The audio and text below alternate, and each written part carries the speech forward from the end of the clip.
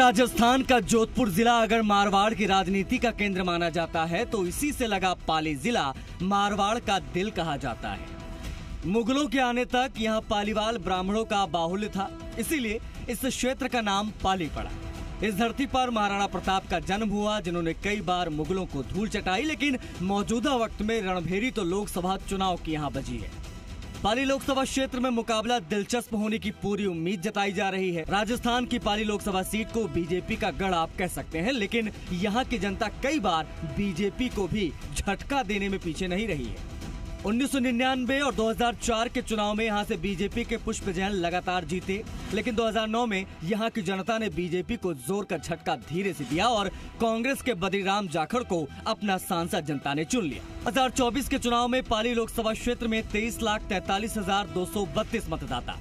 पाली लोकसभा क्षेत्र के अंतर्गत आती हैं 8 विधानसभा सीटें। पाली जिले की 5 और जोधपुर की 3 विधानसभा सीटें हैं इस क्षेत्र में शामिल। पाली राजस्थान का औद्योगिक शहर है और यहाँ की आबादी है मिश्रित। सिरवी, विश्नोई, राजपूत, जाट और अनुसूचित जाति बाहुल्य क्षेत्र है पाली। आजादी के बाद इस सीट पर अब तक हुए हैं कुल 16 लोकसभा चुनाव। पाली में 8 बार कांग्रेस तो 6 बार जीती है बीजेपी, 2 बार अन्य पार्टियों ने दर्ज की जीत। 2014 के लोकसभा चुनाव में पाली में 57.9% मतदान हुआ था। 2019 में पाली लोकसभा सीट पर 62% वोटिंग हुई थी। 2014 और 2019 में लगातार बीजेपी के पीपी चौधरी यहां पर जीते। बीजेपी ने इस बार भी सांसद पीपी चौधरी को ही बनाया है प्रत्याशी। कांग्रेस ने 2024 में संगीता बेनीवाल को दिया है टिकट। ऐसे में अब तीसरी बार भाजपा ने पीपी चौधरी को मैदान में भेजा है।